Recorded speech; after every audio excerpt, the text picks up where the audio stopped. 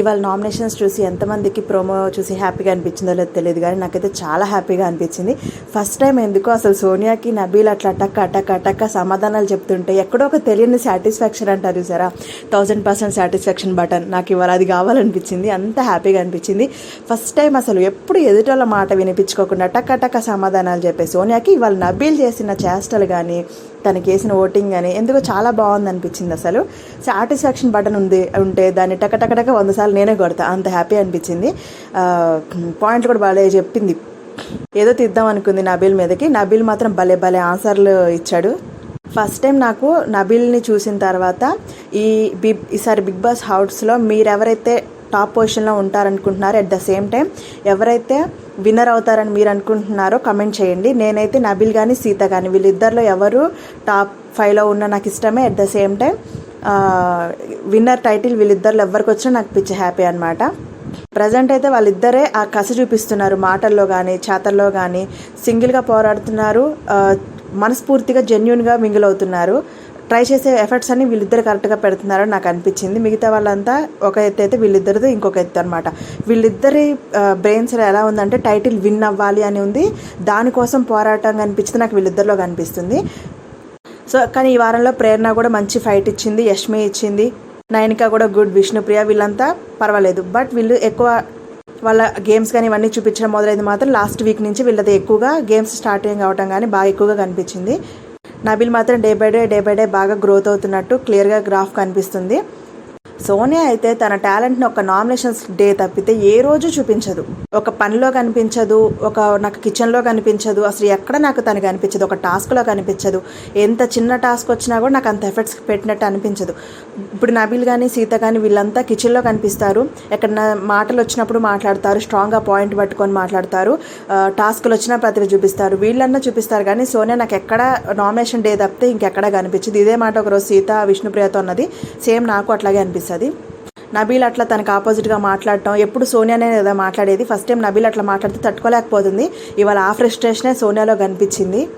ఎన్ని రోజులు చెప్పండి, ఎవరైనా ఒక రోజు 2 రోజులు ఆడించగలరు, 3వ రోజు నుంచి ఒక మనిషి మనల్ని ఎట్లా ఆడిస్తున్నాడు అనేది అవతల కనిపెట్టగలరు. ఇప్పుడు అదే జరుగుతుంది హౌస్లో. ఫస్ట్ ఒక 2 వీక్స్ చూశారు సోనియా వ్యవహారం మొత్తం, బట్ థర్డ్ టైం అంతా తెలిసిపోయింది. ఆమె ఒక మనిషిని చెడు అని ఎట్లా జయించగలదో తెలుసు, ఒక మనిషిని ఎట్లా ఆడించగలదో తెలుసు. ఇంకొకటి ఏంటంటే ఇప్పటి వరకు సోనియా వ్యవహారం అంతా ఎట్లా ఉంటుంది అంటే టార్గెటింగ్ లాగా ఉంటుంది. ఫస్ట్ ఏమో నిఖిల్ పెద్ద గొప్ప, తనతో ఇప్పుడు ఫస్ట్ రాగానే నిఖిల్ అందరికీ ఎట్లా కనిపించాడు, చాలా డామినేటింగ్గా కనిపించేప్పటికీ తను ఏమనుకుందంటే ఇప్పుడు నిఖిల్ని టార్గెట్ చేస్తే నేను టాప్ విన్నర్లో అవుతాను, నిఖిల్ వర్సెస్ సోనియా పడుతుందేమో, అప్పుడు నేను కూడా కొంచెం కంటెంట్ ఇచ్చినట్టు ఉంటుంది, టాప్ 5లోకి వెళ్ళడానికి ఛాన్స్ ఉంటుందని ఫస్ట్ నిఖిల్ని టార్గెట్ చేసింది.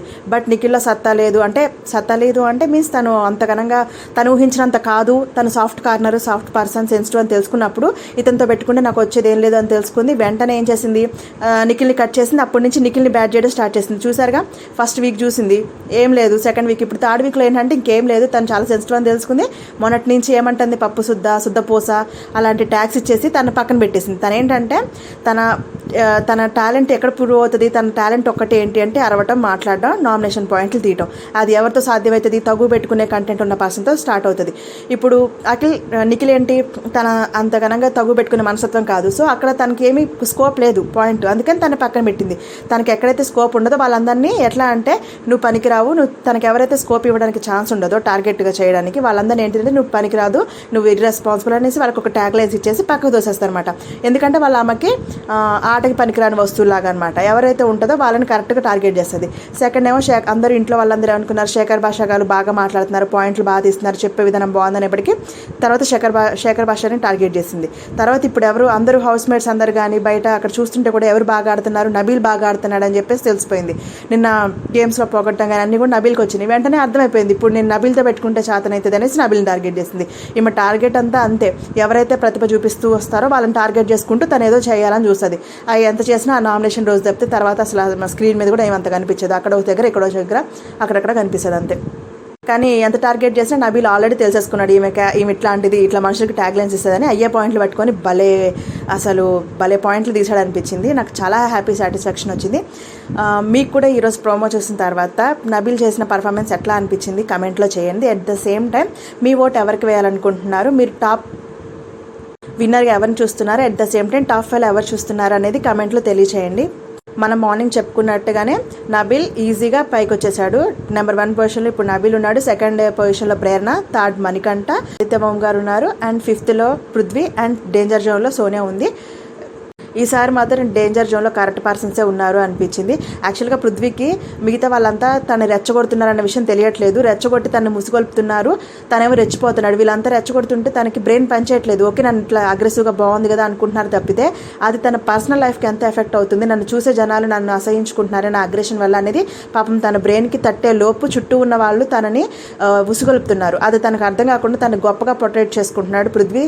తను ఇది తొందరగా రియలైజ్ అయితే ఓకే, లేదు అనుకుంటే వాళ్ళు రెచ్చగొట్టే దానికి తను అట్లనే రెచ్చిపోతే తన కెరీరే డ్యామేజ్ అవుతుంది అన్న విషయం పృథ్వీ ఇప్పుడు కాదు, నాకు తెలిసి ఎలిమినేషన్ అయ్యే రోజు తెలుసుకుంటాడు, ఇంటికి వచ్చి చూశాక తెలుసుకుంటాడు అని నాకు అనిపిస్తుంది. తను ఇప్పుడే రియలైజ్ అయితే మాత్రం మంచి ఆటగాడే, కానీ దాన్ని తన అగ్రెషన్తో బ్రెయిన్ తన కంట్రోల్ తప్పుతుంది. సో ఎవరు రెచ్చగొడితే తను అట్లా వెళ్ళిపోతున్నాడు, ఇదే జరుగుతుంది. అది తొందరగా తను పసిగట్టగలిగితే తను ఇంకా గేమ్లో కొనసాగే అవకాశం ఉంటుంది, లేదు అంటే నెక్స్ట్ రెడ్ కార్డు పృథ్వీకి చూపించే అవకాశాలు ఎక్కువగా కనిపిస్తున్నాయి.